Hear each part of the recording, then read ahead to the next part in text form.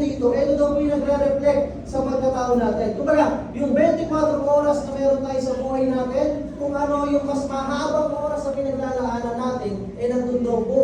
Pwedeng mag-reflect yung pagkatao natin doon. Kumbaga, doon lalabas yung bunga kung ano yung ginagawa natin. Now, in this series po, we aim, ang kagustuhan po natin is to strengthen our trust and confidence, hindi sa worldly things, kundi sa salita po ng ating Panginoon. And our objective is that at the end of this series, we hope na tayo po lahat dito, ay mas lalo pa natin maintindihan, mas lalo pa natin yakapin yung pong salita ng ating Panginoon as authoritative, understandable, essential, and sufficient. Bakit? Kasi pag ganun po natin niyakap ang salita ng ating Panginoon, we may live our lives that honor Him and bear witness about Him to the world, also to the world around us. Now, gaya po nasabi ko, tayo po ay nasa second installment, second week. Ano nga ba ang pag-uusapan natin ngayon? Maganda po. Ang pag-uusapan natin is about the sufficiency of God's Word. Sino dito nandito ka last week? Pakita sa kamay.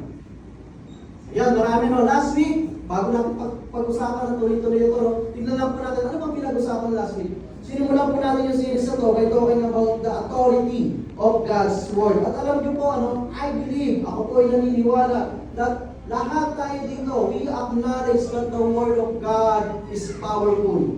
And at the same time, the Word of God is authority or may authority sa ating pong mga buhay. Kapag sinabi pong Bible or salita ng ating Panginoon, naniniwala tayo na mas may higit itong authority, hindi lang sa ating buhay, kundi sa bawat sitwasyon din ng ating buhay. Now, tanong ko lang, sino dito naniniwala ka that the Word of God is living and active sa buhay mo ngayon? Pakita sa kamay. Kasi tingnan pa yun, di ba? Hindi naniniwala, Pero totoo po yun. Talagang gumagalaw ang salita ng Panginoon sa buhay natin. But you know what? Sometimes we confess the Bible's authority but deny its ability. Anong ibig ko sabihin dito? Pag pinag-uusapan po natin ang salitang Biblia or salita ng Panginoon, naniniwala naman tayo na ito ay banal. Naniniwala tayo na ito ay makapangyarihan. Naniniwala tayo na ito ay may authority. Pero minsan nagdududa tayo sa kanyang ability. Paano nangyari yun? Kasi kung minsan, naiisip po natin kulang at hindi sapat ang Bible sa kagustuhan natin sa buhay. Feeling natin minsan na yung sinasabi sa salita ng Panginoon, hindi ito sasapat sa kung ano man yung sitwasyon na meron ako sa buhay. Lalo-lalo na kung ako po'y nasa sitwasyon na alanganin, mahirap, may pagsubok, may problema, at imposible. Paano ko nga ba pagkakatiwalaan ang kasapatan ng salita ng Panginoon? Kung meron naman mga ibang sagot na madali ang mundo, minsan ganun po tayo. Para bang may isang doktor, nag-reseta sa inyo ng gamot dahil ikaw may sakit. Now, yung doktor na to, ito yung pinakamagaling na doktor sa balat ng lupa. At yung binigay sa iyo, yung pinakamagaling na gamot sa balat ng lupa. Binili mo, pagbili mo, iniuwi mo. Pag-uwi mo, pinagmalaki mo sa buong subdivision. Kasi nga, this is the best and better medicine sa lahat. Yung nga, hindi mo ginamit. Hindi mo binuksan. But, you declare it, you know it, na ito talaga, naniniwala akong maganda itong gamot. Hindi mo nga lang ginamit. Ano pong point ko dito? Alam niyo po, that's how many of us treat the Bible. We confess it's God's Word. We confess na meron itong authority, may power, but we never open it. We never use it, and we never apply it. So we deny its ability. Nandyan siya, pero hindi natin nagagawa yung mga pinapagawa at yung mga gusto sabihin sa atin ng ating Panginoon. Or, balansin natin. Maaari naman binubuksan natin ang Biblia, ang salita ng Panginoon. Yun nga lang, kita talaga natin Kulang talaga ang salita ng Diyos Parang hindi talaga lahat nakikita Alam niyo po pag ganun tayo? Sino may ganun ba rito? Tanong na. Wala. Ganda, clear, Kasi kung ganun tayo, para tayong ganito. Yan. This is what it look like. Kapag tayo po, yung tao na kung saan piling natin, kulang at hindi sapat ang Bible.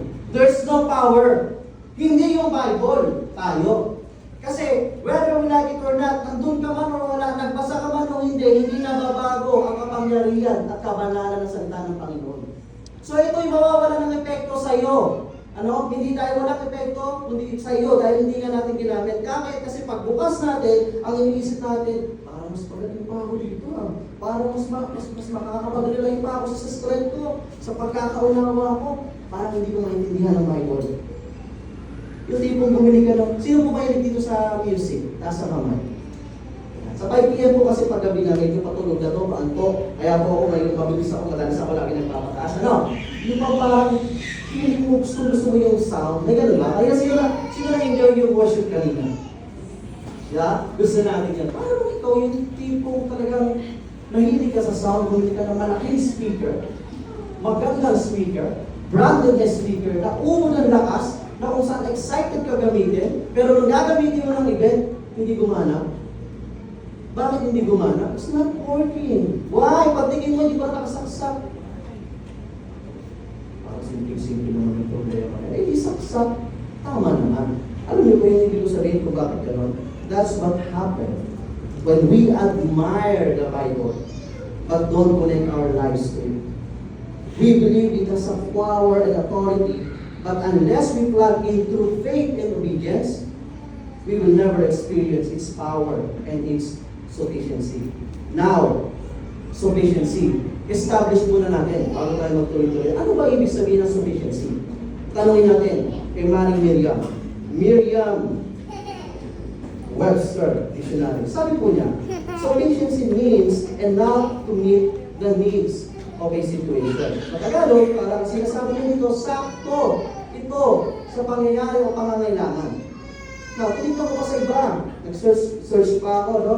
Sabi naman pala sa commentary sa Bible o Blue Letter Bible about the sufficiency of God's Word. Ito po yung sabi doon sa comment niya.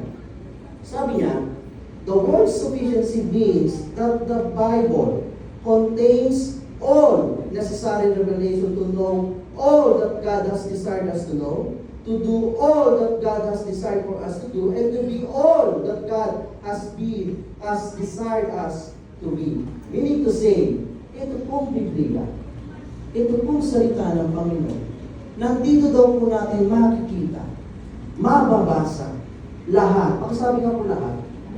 Lahat ng kasapatan na kagustuhang ibigay, ipagkaloob, ipangako, i-reveal, lahat ng gustong sabihin ng Panginoon, nandito daw po lahat. At lahat ng sinabi ko yun po yung ating kailangan at yun yung mahalaga para sa atin. Kaya lang, sad to say, many of us nakukulangan talaga sa Bible. Naniniwala naman ako may authority yan. Naniniwala naman ako, sige, salita ng Panginoon yan. Yes, okay yan, totoo yan.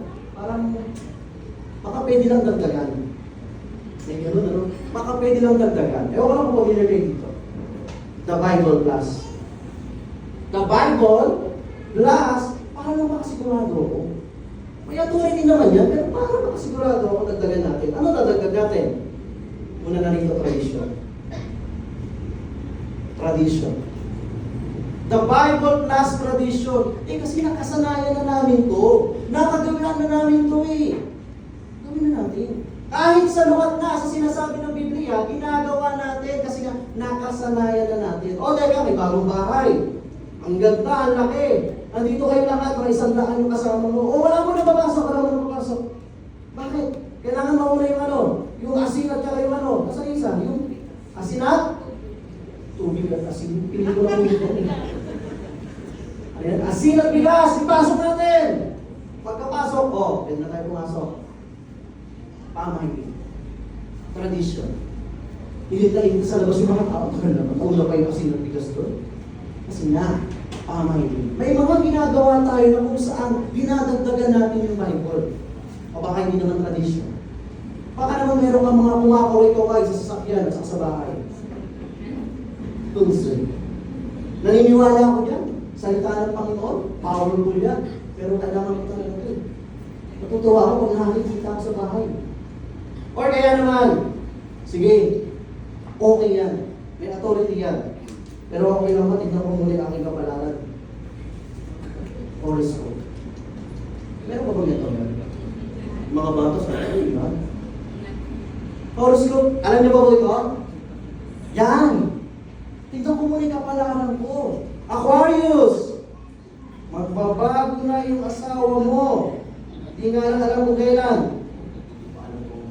Pisces, ngayong taon, yayaman ka na. 5,000 pa. Sino mga Pisces dito? May 5,000, yung magtakas. Yayaman ka naman. Naniniwala tayo na may sinasabi about money, about finance, ng Bible. Pero kailangan natin dagdagan. Or, wala akong nakakalitan, hindi ako kasali dyan. O sige, okay itong Bible na to. May authority talaga to. Pero, okay lang ba? Tumaya muna ako sa loto. Para? Swerte.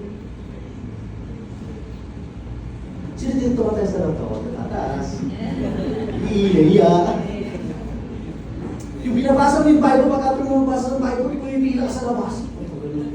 Ang God ko, ito mo. Yung kailangan pagpasok, lalo na yun, magdi-December na, pagpasok ng January, ano gagawin? Kailangan kompleto, 12. Yung prutas, at dapat, bilog, para saan? Para? Sorry. Parang may nakagano na yung tingin sa akin. Parang lagi ako nang pinasok dito. O kaya naman, kailangan may naman yung bulsa mo. Oh, January 1 na, kailangan pulunan naman to. Para buong taon tayo ay swerte. Swerte pala, swerte. Or, hindi pala ako dyan, hindi ako makarelate eh. O sige, hindi the Bible class. Hindi mo dinadagdagan. Baka naman ganito, the Bible gift. Maniniwala ako dyan if I will get what I want. Maniniwala ako dyan if i-confirm yan yung gusto ko. Maniniwala ako dyan, kailangan nakakita ko muna to. Sino dito mga single na lalaki? Taas ang kamay. Pag malaki mo yan, yan, para sa ito. Single na lalaki. Alam mo eh, nasa panahon ka na eh. Nakapag-ipon ka na, okay ka na. Talagang feeling mo na talaga, ito na yung panahon eh. Talagang nakagustuhan mo si Shirley. Shirley, gusto mo eh. Specific pangalan, Shirley eh. Kaya lang, Christian ka. Sabi mo yan, teka, magre-rely ako sa salita ng Panginoon. Hindi pwedeng ganoon. Kahit gusto kita, kahit mahal kita, kailangan sabihin mo na, i-confirm ni Lord sa akin, basa ka. Pinagbalik-baliktad mo na, walang Shirley. Wala, Lord. Pero Lord, mahal ko Lord eh. So, hindi sapat yung salita mo, Lord, kulang, walang Shirley. Paano to, Lord? Baka naman meron. Hindi ka na nagtsaga. Kasi ang Bible, ang salita ng Panginoon, kompleto. Sufficient nga eh. Baka lang hindi mo na nakita. Balikan mo. Psalm 23, verse 6. May Bible nila. Pakicheck nga po. Psalm, ang mauna po may premyo. Mauna. Naniwala din sa premyo. No? Psalm chapter 23, verse 6. Yan po ang sinabi dyan. Hindi pwedeng wala. Ano sabi po? Oh, ba? Psalm chapter 23, verse 6. Surely. Surely pala. Pwede na rin katunog na eh. At least may sinabi yung Bible. So magbibigay ng pag-asa sa'yo. Yes, thank you Lord. Talagang tinigit eh. Minsan, appreciated natin yung Bible kapag yung gusto natin at gustong-gusto sa buhay natin ay nasa Bible.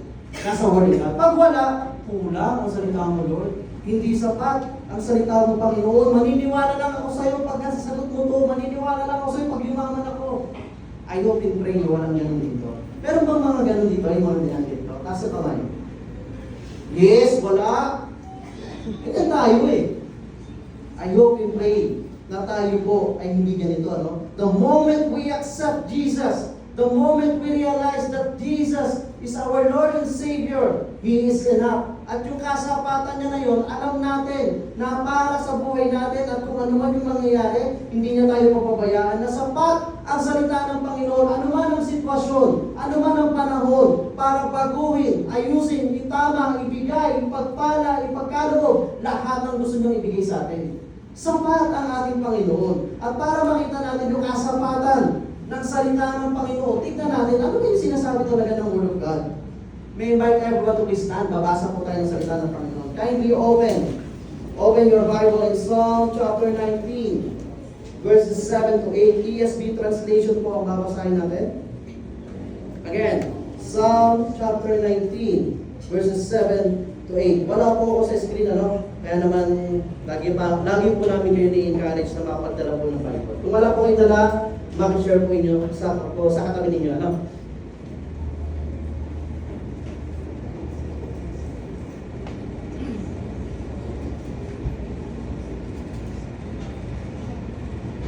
Alright? Nandiyan na po kayo? Let's start reading verse 7. The law of the Lord is perfect, reviving the soul. The testimony of the Lord is sure, making wise the simple. The precepts of the Lord are right, rejoicing the heart. The commandment of the Lord is pure, enlightening the eyes. Let's all bow our heads and close our eyes. Lord, we thank you for your word. We thank you, God. Maraming salamat sa kalakasan. Maraming salamat sa pagkakataon na nandito naman kami upang pag-usapan, ma-realize, maintindihan, at maranasan namin ang pagkakasya mo. Panginoon, sa pag-uusapan namin, Lord, help us to understand the sufficiency of your word. Thank you, Lord, for allowing us na makita namin ito, ma-realize namin sa sarili namin na sapat ang iyong salita. Kahit anumang sitwasyon, kahit anumang area ng buhay namin, sapat ang iyong salita. Kaya Panginoon, paintindi mo sa amin ngayong hapon. We know that you have a revelation for us today. Lord, kung ano man yung mga distraction, ano man yung mga inaalala, Lord, ikaw na pong bahalang ililog ito sa isip namin. Nang sa ganun makafocus kami, Lord, kung ano man yung bibigyan mo sa bawat isa. The Holy Spirit lead us, guide us, and help us. Ikaw po ang magsalita in Jesus' name. Amen and amen. Alright, sige po, pwede na magsiupo lahat. Psalm 19. Ito pong libro na ito is a celebration of God's revelation. At ito pong chapter 19 ay nahati po sa dalawang section. Ano ito? Yung unang verses po ng Psalm 19, yung 1 to 6, ay ito po yung tinatawag nilang general revelation. Bakit? Kasi dito, ini-emphasize ni David. By the way, Psalm 19, David po, ano sulat daw? Ini-emphasize niya na si God daw, nireveal niya yung sarili niya through His creation.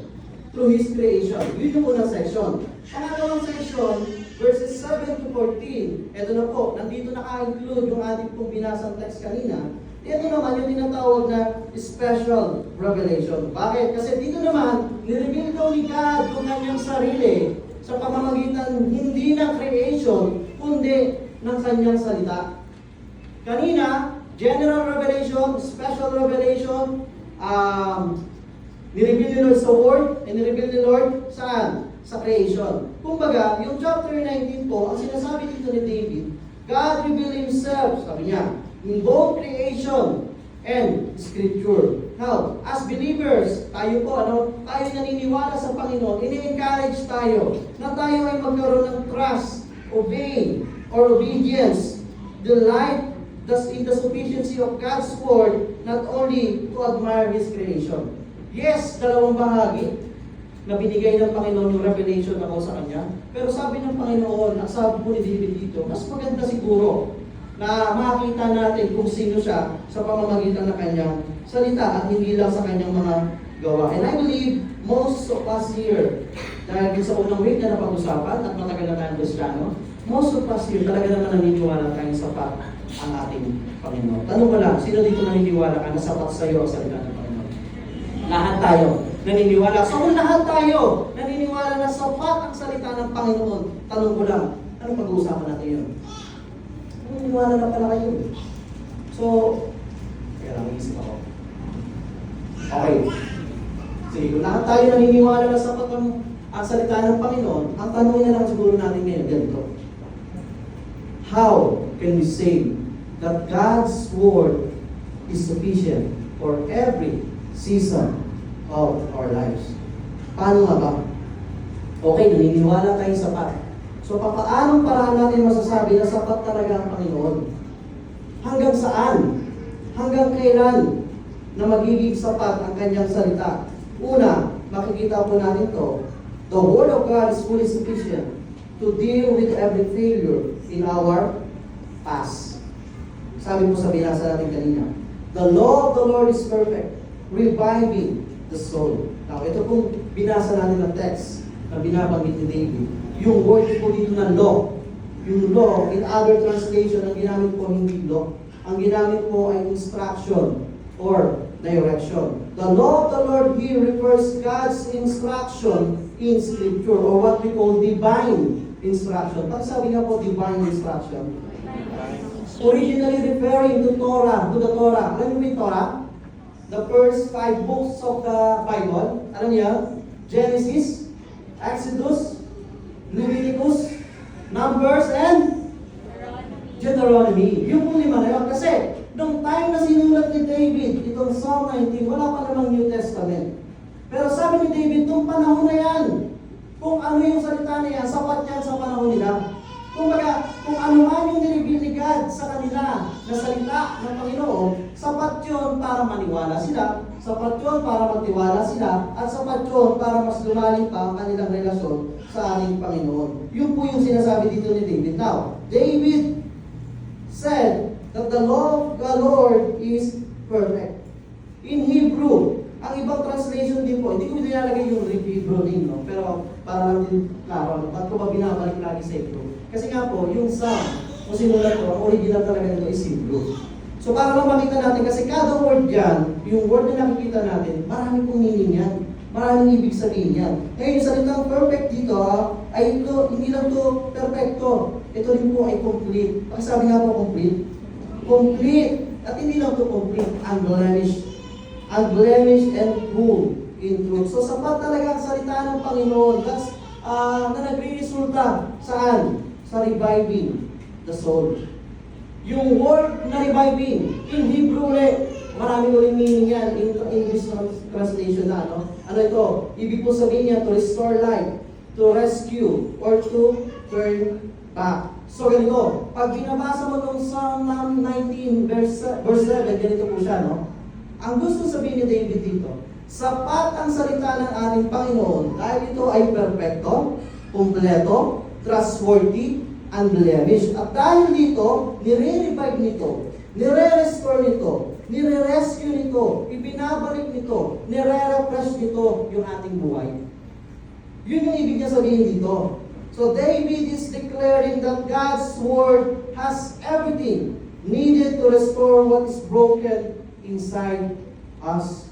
So when we talk about our past failures, our regrets, our mistakes, our wrong decision, wrong investment, sins, ano ba ba? Yung mga naisip natin na bakit kasi nangyari pa sa akin dati. Lahat po yun. Don't you know that this word or this text reminds us that the Word of God is perfect, not lacking anything, to revive our soul that has been wounded, damaged, drained because of failures in the past. So sinasabi dito, tayo, walang exempted. May mga nagawa po tayo in the past na kung saan pag bumabalik ngayon, nagkakaroon tayo ng pagsisisi, nararamdaman natin ba't nangyari, nararamdaman natin kung hindi ko ginawa yun. Pero sinasabi dito, yung scripture, yung salita ng Panginoon, kasama po doon yung pagre-restore sa soul natin. Pag nirestore yung soul natin, ibig sabihin, hindi ka napektado. Hindi mo na nararamdaman kung ano man yung nangyari nung nakaraan. Always remember that God's Word doesn't just inform us, it revives us. It doesn't just teach us, it restores us. It doesn't just tell us what we did, kung ano man yung mga ginawa natin. It brings our soul back into life. Pakinig ng frame na tabi mo. Mukha bang buhay yan? Oo, kumagalaw ka, nagsasalita na. Mukha ay physically. Pero sa totoo lang, sa dami na nangyari ng mga nakaraan, baka nga hindi nakaraan, baka nga lang kanina eh. Na may nagawa ko na parang piling ko, wala na, sila na ang buhay ko, sila na ang pagkatao ko. Hindi ka na nakapagbayad sa jeep, sila na agad. Eh di tandaan mo, balikan mo. Alam mo, may mga nagagawa tayong maliit o malaki ng nakaraan na feeling natin talagang yun yung nadadala natin ngayon. Pag sinasabi dito, yung mga kasalanan natin, o kung ano pa man na yan, nire-restore yung soul natin. Pag nire-restore kasi yung soul natin, kasama din yung talagang inaayos, nire-restore, nire-reveal yung ating pong pagkatao. Oo, nagkamali ako dati, makasalanan ako dati, masama ako dati, pumapalpak ako dati, marami akong kalokohan dati. Dati yun. Dati yun. But the moment I accept Jesus Christ as our Lord, as my Lord and Savior, kasama po doon yung alam ko at pinagkakatiwalaan ko, yung kasapatan ng kanyang salita, para baguhin ako, ayusin ako, itama ako, patawarin ako, and at the same time, mahalin ako. At dahil sa lahat ng yan, naniniwala ako, bagong tao ako. Pakitignan na lang katabi mo, mukha bang bago? Mukhang luma na to. Kung tignan yung edad, ito pa. Bagong tao. Nire-restore yung ating soul ng ating Panginoon. At dahil yun sa pagmamahal niya. Or baka naman hindi naman yung mga maling gawa. Baka naman may trauma sa nakaraan. Baka naman may mga nangyari, may abuse na nangyari na nakaraan. O baka naman may condemnation tayo nararamdaman ngayon kasi may mga nangyari nga yung past. At yun yung nagpapabigat sa atin ngayon. Yun yung nagpapahirap sa atin ngayon. Hindi tayo makamove forward sa buhay natin. Alam niyo po, napakalaking pasalamat natin sa Panginoon na binigyan tayo ng mga mahal sa buhay ng pamilya natin na kung saan nag-i-encourage sa atin. I don't know about you, but maybe some of us here, nakaranas ka talaga na hindi mo talaga matanggap kung bakit nangyari na nakaraan yun. Pero dahil sa mga taong ito, nakakatulong ito sa iyo para lumaban sa buhay, magpatuloy sa buhay. Kaya pasalamatan po natin yung mga tao, church community, kaibigan, na kung saan tinutulungan tayo na magpatuloy sa ating buhay. Pero gusto ko lang po sabihin, sana huwag po natin kalimutan yung mas malaki na kailangan natin para makayanan natin kung ano man yung mabigat, masakit na nangyari na nakaraan. At ano po yung mas malaki na yun? Yun po yung kalakihan ng kasapatan ng salita ng Panginoon. So tuwing naaalala natin nakaraan, open your Bible. Read the Word of God. Tinatamad ako magbasa, hindi magbasa. Yun lang. Yun may love. Pero alam niyo po sa pagbabasa ng Biblia,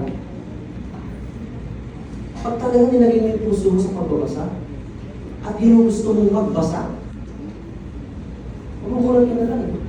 Talagang isang word pala yung binabasa mo, da pala, Lord, thank you. Nagpapasalamat ka na eh. At naggrabe yung tawa sa heart mo kasi nga, nangungusap ang salita ng Panginoon. Sino naka-experience doon? Da pala. Wala? Ako kasi na-experience ko yun eh. Actually, verse pa lang binasa ko. Verse 9, Lord, thank you. Sapat ang salita ng Panginoon. So, tuwing naaalala natin yung masasakit, yung mahirap na nangyari sa atin, balik ka doon sa magre-restore sa'yo. Pwede naman yung asawa mo, kaya lang may masakit din na nakaraan yan eh. Balik kayong dalawa sa politikan.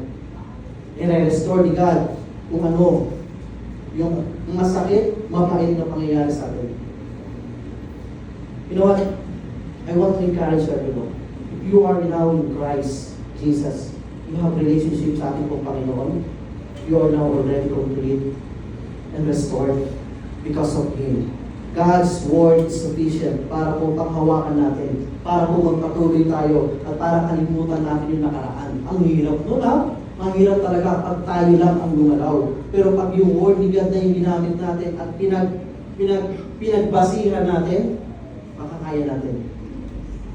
Journey to, process to. Pero ang magandaan niya sa Panginoon, kasama natin sa process, hindi tayo iiwanan ng ating Panginoon. Because Scripture is perfect, walang kulang, sapat ito, and its purpose is to revive, buhayin, ayusin, i-restore yung mga sinira nung nakaraan. So ano ito? Yung mga nawala, yung mga kinuha, yung mga pinagkait, hayaan mo na yun. Ibabalik ng Panginoon. Pagkatiwala mo na yung salita ng Panginoon. Lord, nagtitiwala ako sa iyo. Ito yung pangangawakan ko. Ikaw bahala sa akin. Kasi alam kong hindi mo ako pababayaan. Ganun po tayo. Ganun yung character, ganun yung attitude natin. But of course, di naman natin winawater down eh. Di natin talaga maalis na because of the past, because of yung experience natin na nangyari dati, people can lack direction. discernment, clarity, or maturity. At ito yung kagandahan sa salita ng Panginoon. Hindi lang yan nare-restore yung soul natin. Binibigyan niya pa ng wisdom yung mind natin. Sabi dito, the testimony of the Lord is pure, making wise the simple. God's word is trustworthy and unchanging. It brings wisdom, clarity, and direction to those who come to Him. Ulitin ko, to those who come to Him. Ang tanong, lumapit pa tayo sa Kanya. Kasi ang mundo, pupunuin talaga yung isip natin nung nakaraan, nung mga ganito, kung sino ka. Yun talaga ang gagawin ng mundo sa atin eh. Pero pag tayo lumapit sa salita ng Panginoon, sa presensya ng Panginoon, ang Panginoon po, binibigyan tayo ng clarity, direction, wisdom. Meaning may confident po tayo dun sa Scripture. May confident tayo na yung Scripture na meron siyang power to heal our past. Meron siyang power to guide our present and to shape us into maturity. Because God's Word doesn't just inform us, it transforms us. Kanina, ni-revive tayo. Ngayon naman, tina-transform tayo. Yung dati hindi natin alam, simula nung nagkaroon tayo relasyon sa Panginoon, nalalaman natin.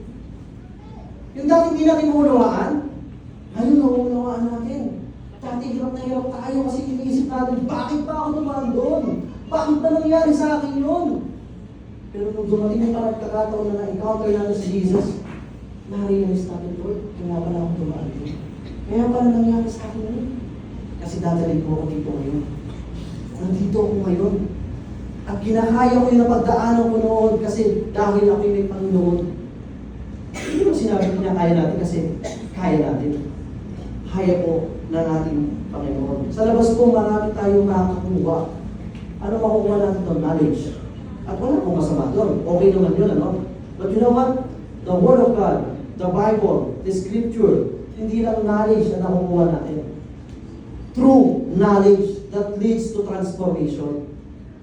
Pag nakuha natin yung katalinuhan, kalawakan ng isip ng Panginoon, nabigay sa atin, magkakaroon ng transformation. Hindi kayo naniniwala? Tignan mo yung mo. No. Silipin mo lang. Kung nahiya ka, o ano lang. Nag-transform, di ba? Hindi, ito pa rin yung dati ko kasama. Fumihinga pa. Hinga pa. Hindi yun sinasabi ko. Hindi naman tayo perfecto eh. May pagbabago. Tama?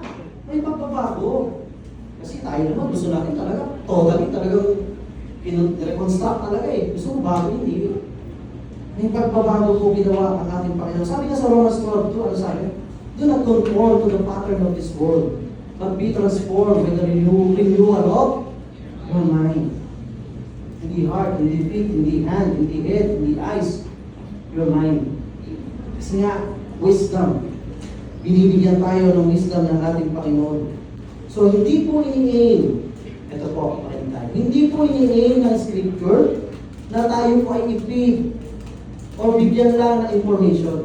Ang ini-aim po ng Scripture ay ma-renew, ma-reshape, at ma-transform tayo. Why? Because the Word of God has a unique and sufficient power to guide, correct, encourage, and transform us. Kaya nga po mahalaga na pinipid natin yung ating isipan ng salita ng Panginoon. Sa gabi, papauwi tayo, galing trabaho, pagod tayo, gustuhin po natin basahin ang salita ng Panginoon. Huwag po tayo sa gilid. Huwag po tayo mahiga. Basahin natin yung salita ng Panginoon. Tingnan mo, mas makakatulog ang mahiga. Di ba? Pero ba dito nagbabasa ka ng Bible, nakatulog mo na lang? Ay, gano'n? Wala, tatlo lang kami. So, tatlo lang kayo nagbabasa ng Bible.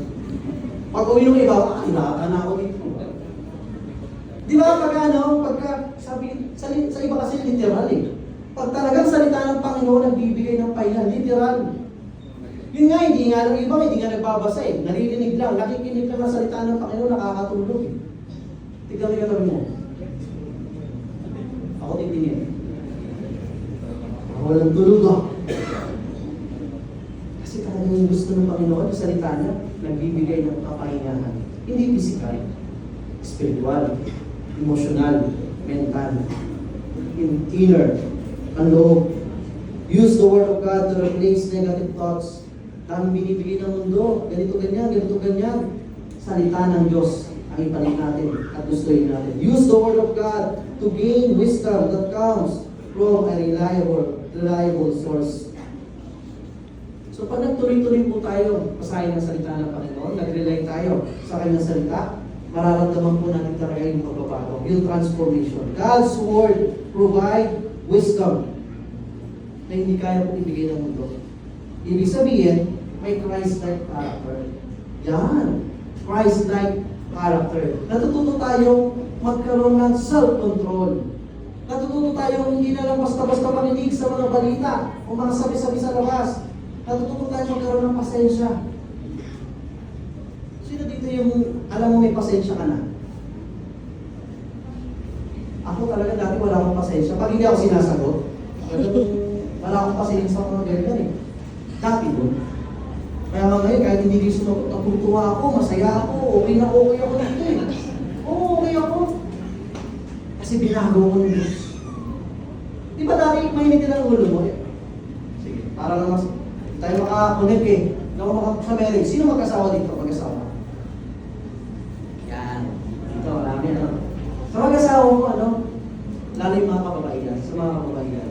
Di ba, yung ngayon ang ginagawa mo na kapag medyo meron kayong conflict ng konti, ang ginagawa mo na, nag-rehearse ka na sasabihin mo sa asawa mo.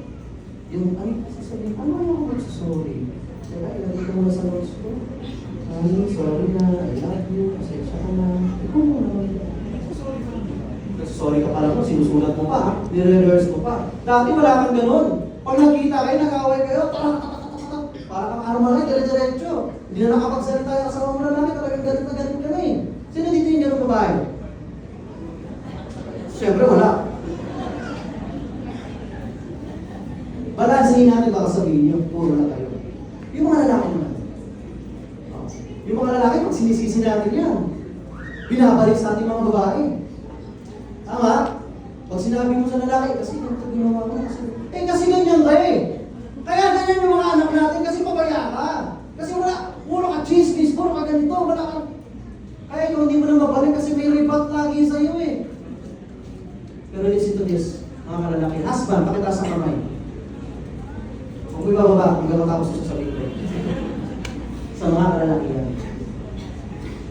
Because we are the leader of the family. Kasama po sa nasasakupan natin ang ating asawang babae at ating mga anak. Kung totoo nga napabayaan ang ating anak, kung totoo nga ganito yung nangyayari sa loob ng tahanan, nasa ang pagiging leader mo? Nasa ang pagiging leader ko? Meaning to say, babalik pa rin sa atin. Okay ba yung mga babae? Okay. Kami may kasalanan. Napabayaan namin ang asawa namin babae. Napabayaan namin ang asawa namin babae. Yung mga anak namin. May ganoon. Pero dahil may Diyos na tayo, may self-control na tayo. Magtitigan pa lang tayo ngayon? Alam na, sorry. Wala na problema. May ganun ba? May ganun na ngayon? Di ba may ganun? Sa trabaho. Di na tayo nalilate. Talagang maaga na tayo pumapasok. Kasi nga, alam na natin, may salita na tayo ng Panginoon eh. Sa negosyo, hindi na tayo nagdadaya. Hindi na tayo nagdadaya. Talagang tapat na tayo kahit maluwi yung negosyo. Okay lang, Lord, alam ko, naniniwala ako, ikaw ang magsusustain dito. Naniniwala ako, Lord, ikaw ang bahala dito. Naniniwala ako sa kasapatan ng salita mo. Dito ako magre-rely, dito ako kakapit, Panginoon. Kahit sinasabi na iba, babagsak yan, pag hindi ka tandaya, okay lang. Hindi naman ako engineer eh.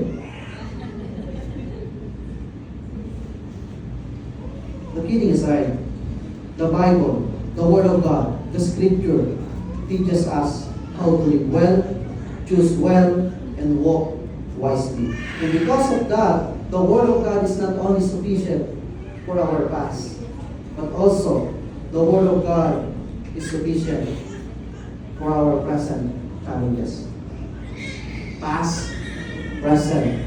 Verse 8.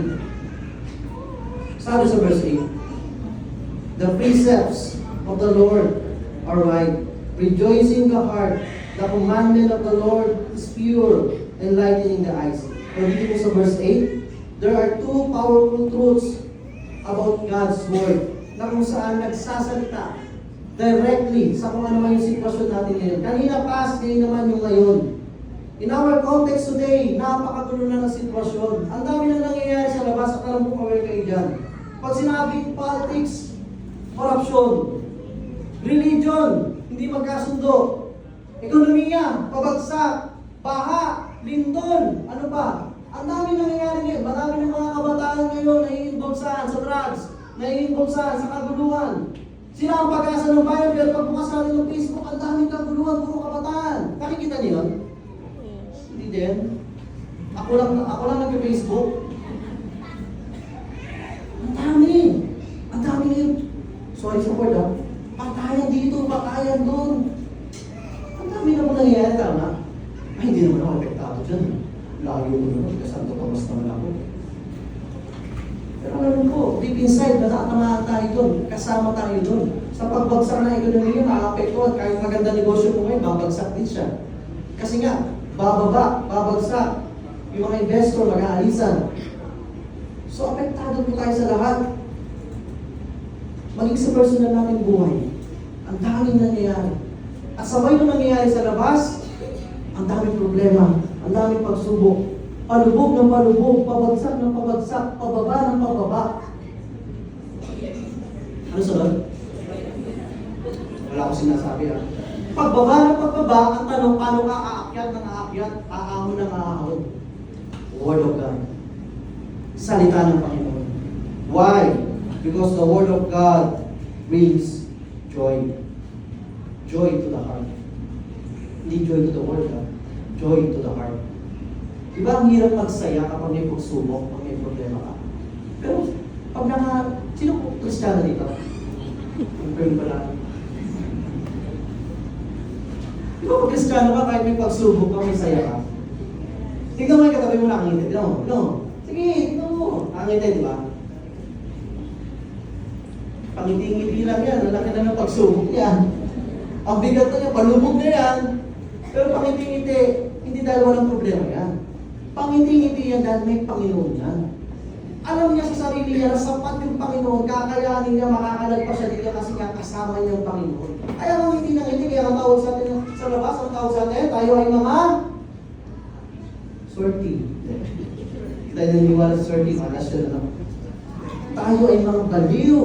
Baliw talaga tayo. Baliw tayo sa pag-ibig ng Panginoon. Sa pagmamahal, sa kabutihan, sa grasya, sa mercy, sa lahat.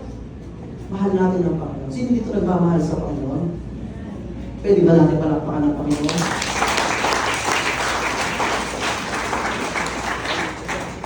Ano na? Ang haba ng palakpak mo sa mahal ng Panginoon. Alam niyo po, when life feels confused or may discouragement, or heavy, napakabigat na talaga, God's Word brings joy and stability. Upo ka sa isang tabi, ang sabi ng Panginoon, basahin ang kanyang salita, mapapangiti ka bigla. Wow! Wow! Diba? Parang mabuklat mo pa lang. Mapapangiti ka. Surely. Hindi tayo. Kasi sapat talaga yung salita ng Panginoon. God's Word brings joy. You know why? Because if you are a follower of Christ, you are in the winning side. You right? Yan? Ang sinasabi po yan, we are in the winning side. We are victorious. Oo, ang hirap ng sitwasyon. Oo, yung pinagdadaanan ko parang hindi ko na kinakaya. Pero alam ko kasi, follower ako ni Jesus, anak ako ni Jesus, alam ko mapagtatagumpayan ko to. Tama? Kinakaya ko to hindi dahil sa kalakasan ko, kundi sa kalakasan na nanggagaling sa Panginoon. Dahil sinusustain niya ako, alam ko may plano siya sa akin. Kapag alam ko yung salita ng Panginoon, alam ko may pangako siya sa akin. Yun nga lang, kapag hindi ako nagbabasa ng salita niya, hindi ko alam kung anong meron sa akin ng Panginoon. Kaya nga mahalaga, magbabasa tayo. Balik tayo sa salita ng Panginoon. Alamin natin. Alam niyo po, napakaraming plano ng Panginoon sa atin. Pakisabi ka sa katabi mo, hindi pa tapos sa iyo ang Diyos. Hindi pa tapos sa inyo. Pakilakasan na konti. Hindi pa tapos sa iyo ang Diyos. Tatapusin ko ka lang yan. Hindi pa tapos ang Diyos. Marami pa siyang plano. Pag tayo po ay nasa Diyos, hindi tayo lugi. we are already victorious. Sapat ang salita ng Panginoon para lagyan ng ngiti ang ating mga labi. Ano? And also, sabi dito, the commandment of the Lord is pure, enlightening the eyes. Yung sinasabi kong enlightening the eyes speaks guidance and discernment. Pag di natin alam na yung gagawin sa sitwasyon ng buhay, kapag parang nakikita natin madilim na, alam niyo yung madilim? Yung wala ka nang makita, parang ang gulo-gulo na, parang wala nang pag-asa to, bakit pa ganito? Trust in the Word of God. Back to the Word of God. Because, sabi dito, ini-enlighten niya yung ating mga paningin. Nagbibigay liwanag ang salita ng ating Panginoon. Because God's Word doesn't just inform us, it guides us. Revive, transform, guide. Ito po yung meron ang salita ng Panginoon. This is why we can boldly preach. Pwede natin ipagmalaki at pagsigawan that the Word of God is sufficient for our present challenges. Pansin nyo ba? Sa ngayon, yung dating hindi mo nakikita, ngayon nakikita mo na. Yung dati talagang hindi mo alam kung bakit ganun, bakit ba nangyari, ngayon nakikita mo na kung bakit. Kaya di ba pag nag-pray tayo, sino ba nag-pray dito? Okay na, nai-enjoy na nila. Nakasanay na eh. Di ba pag nag-pray tayo, may prayer tayo na, Lord, enlighten me. Namagin niya nila. Lord, enlighten me. Kasi malakang ko na Lord eh. Hindi ko na makita eh. Ang tagal ko na pinag-pray ito kasama ko. Wala pa rin makabago. Lord, enlighten me. Bakit ano sa akin Lord? Negosyo, trabaho, mga anak, eskwelahan, Lord, enlighten me. Because alam natin, naniniwala tayo na may liwanag po sa salita ng ating Panginoon. Para makita natin yung kasapatan na salita ng Panginoon na hindi lang para sa ngayon. Actually, hindi lang ito para sa ngayon. Yung liwanag na ito, hindi lang para sa kung ano yung present o nangyayari ngayon. Yung liwanag na ito ay inihahanda tayo para sa pupuntahan natin doon. Why? Because our third point and final point is this.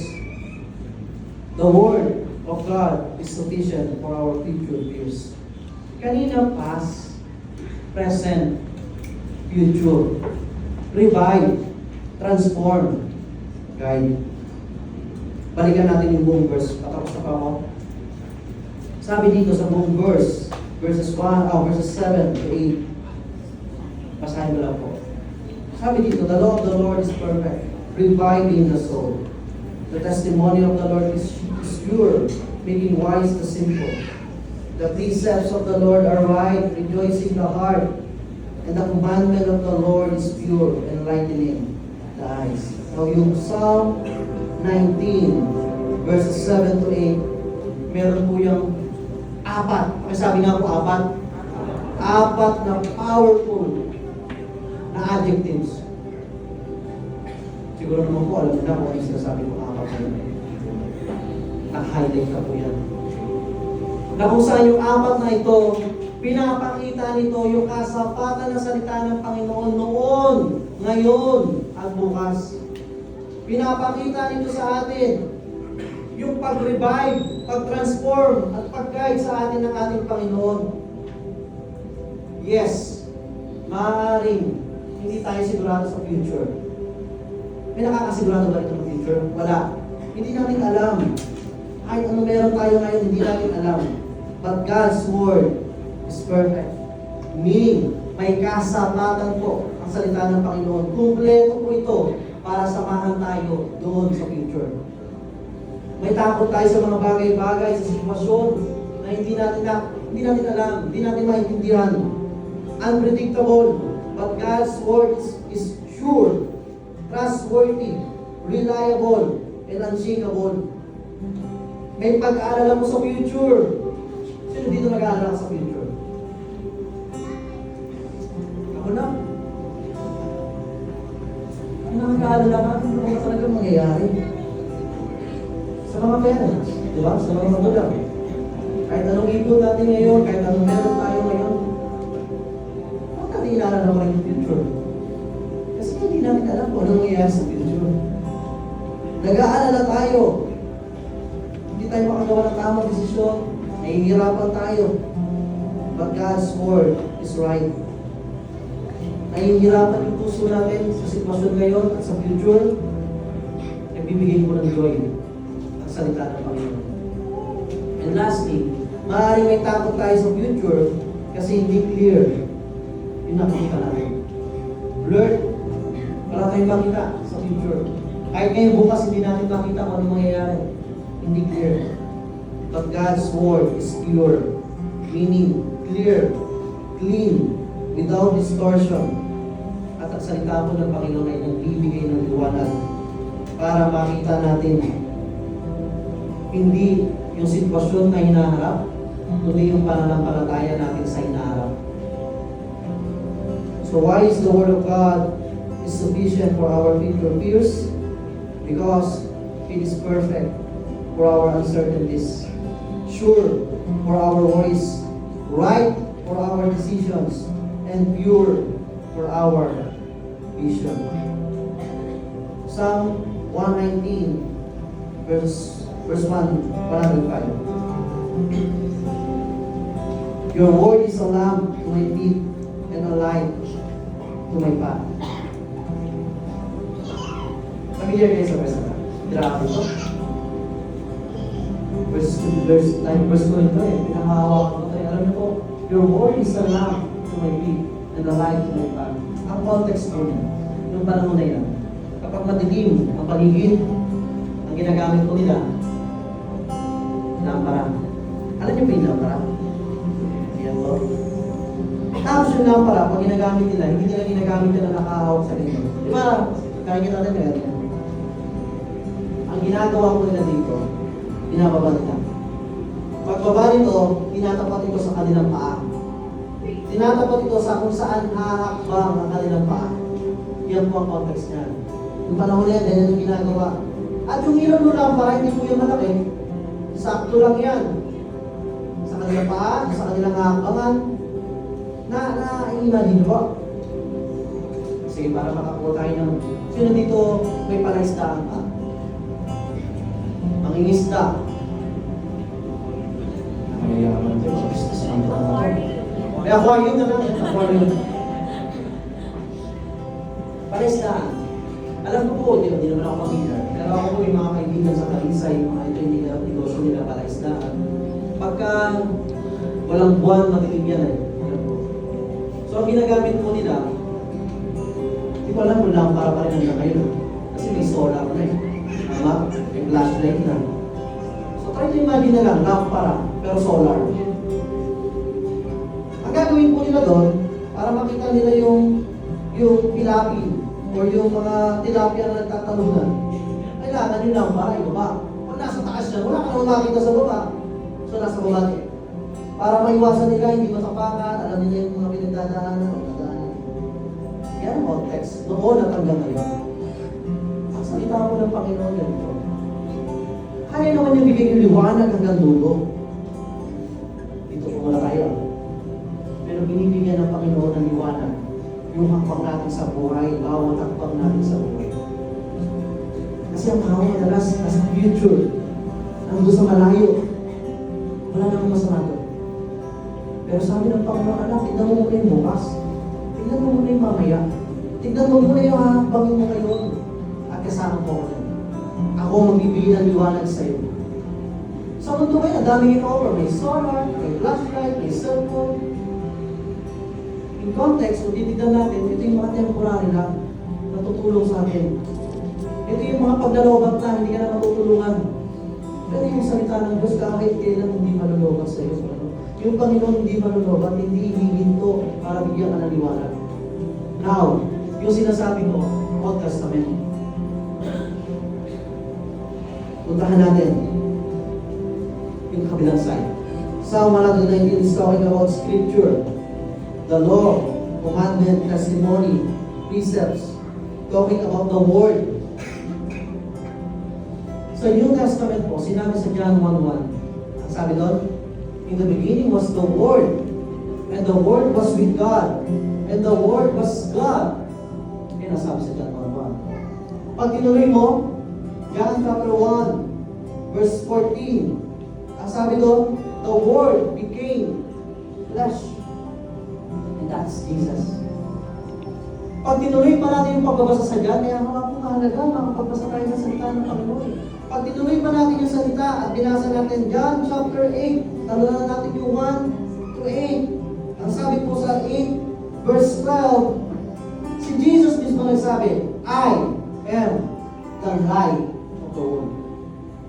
Word, light, meaning to say, from Old Testament up until now, na meron tayo ngayon. Papunta mo talaga. Padirect talaga to sa one and only source of life, and that is Jesus. Our Lord and Savior, Jesus Christ. He is the light of the world. Pansinin ninyo?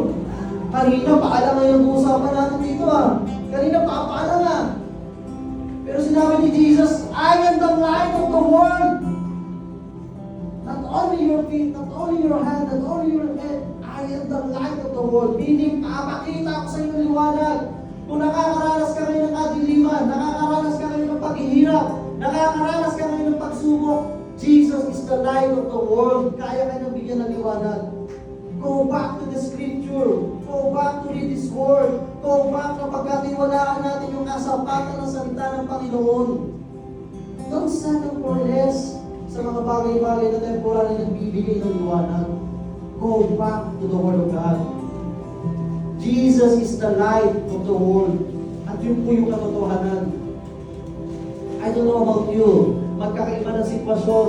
Hindi natin alam kung ano na yung mga sitwasyon natin. Maaaring iba sa atin dito talagang pangiting-iting pero hirap na.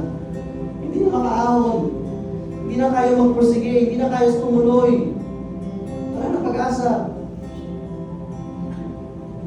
This is my encouragement para po sa iyo. Pagkatiwalaan mo yung kasapatan ng salita ng Panginoon. Marami nang binago yung salita ng Panginoon. Ano ba yung hindi kaya gawin ng Panginoon sa buhay mo? Pagkatiwalaan mo. Lord, hindi ko man maintindihan si Lord. Pakabasahin ko. Lord, hindi ko man maintindihan. Pakikinggan ko. Magugulat tayo. Magugulat tayo. Darating yung oras. Nakikita mo na yung hindi mo nakikita. Naririnig mo na yung hindi mo na naririnig. Nasasaksiyan mo na yung hindi mo nasasaksiyan. Nararamdaman mo na yung presensya na meron ang ating Panginoon. Sapat si Jesus sa buhay natin. Sapat ang ginawa ni Jesus sa cross para sa buhay natin. Sapat si Jesus para sa kasagutan ng mga katanungan natin. Ang kasapatan po ng salita ng Panginoon nagbibigay ng kapayapaan, nagbibigay po ng pagre-restore, nagbibigay ng ng transformation at ginagay tayo sa buhay. Yan po ang salita ng ating Panginoon. And kung hindi man agad magbago ang sitwasyon, hindi man agad magbago. Pinagkatiwala ako pero parang wala nangyayari. Ginagawa ko parang wala naman nangyayari. Nagbabasa ako, nakikinig ako, lumalapit ako. Parang wala nangyayari. Hindi man agad magbago ang sitwasyon, pero alam niyo po, yung maranasan mo yung presensya niya. Yung maranasan mo yung pagmamahal at pag-ibig niya na tapat sa'yo, yun lang sapat na. Yun lang sapat na. Again, ang kasapatan ko ay wala sa mundo.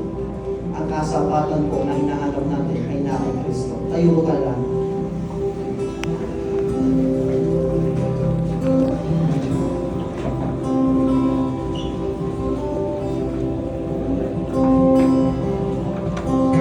Ang ilang magtiwala, kapag wala ka nakikita, kapag wala ka resulta, kapag wala nangyayari, ang ilang magtiwala. Always remember, we are walking by faith, not by sight. As follower of Jesus, pananampalataya po ang meron tayo. At ang kagandahan ng kay Jesus, sa pananampalataya na may kasama po pagpapakita sa atin ng liwanag. Kaya sa moment na to, siguro, why don't we go back in the attitude of worship? Tayo po ulit, umawit sa Panginoon, awitan natin siya, kausapin natin siya, kausapin natin yung Panginoon na kung saan sapat sa ating buhay. Again, let us worship our God.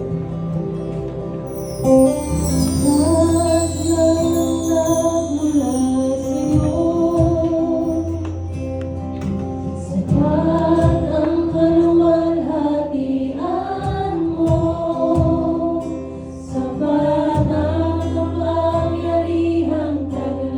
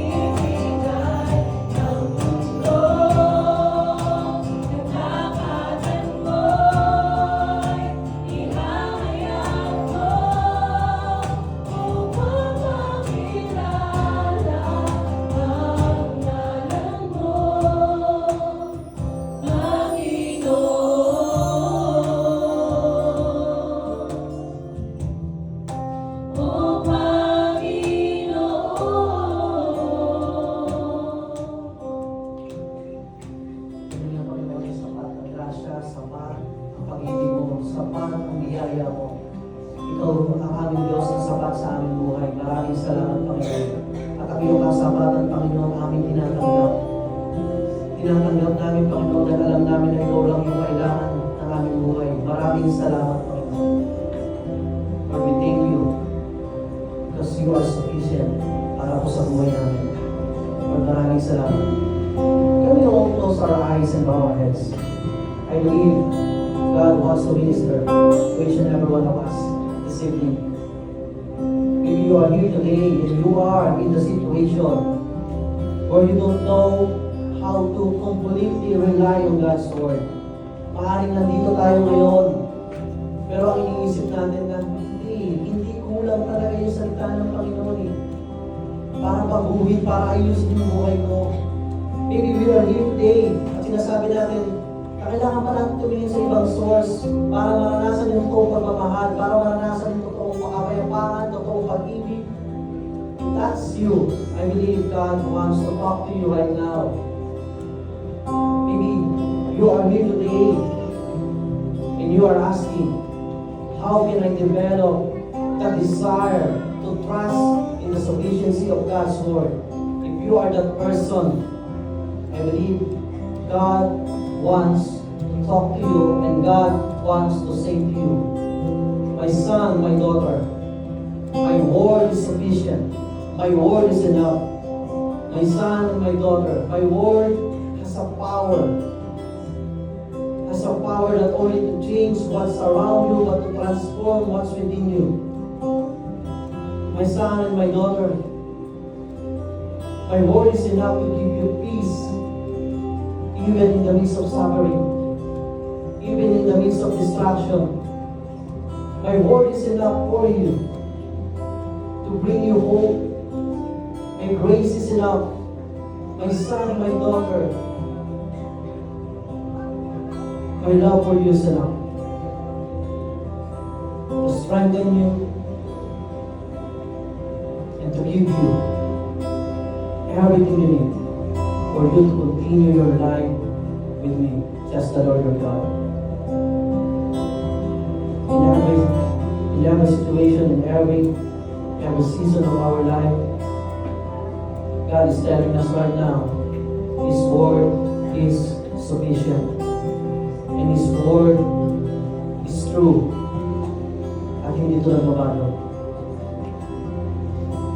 And as we draw near to God, as we draw near to God, He will place in us a hunger for His Word. And as we meditate on the Word of God, we will find strength, joy, revival. We will find everything. Lord, maraming salamat. Lord, we take that word from you. We know, Lord, na wala kaming kakayanan pagbasihan kung ano man yung mga bagay sa mundo. Wala kaming kakayanan pagbasihan na kahit ang sarili namin. Alam namin, Panginoon, na yung kasapatan na kailangan namin sa buhay sa iyo lang namin makukuha. Lord, I don't know kung ano yung sitwasyon ng bawat isa, but I believe, Lord God, hinihipo mo yung puso nila. Kinakausap mo sila, niyayakap mo sila. Sinasabi mo sa kanila, sinasabi mo sa amin, Lord, na sapat ka sa amin lahat.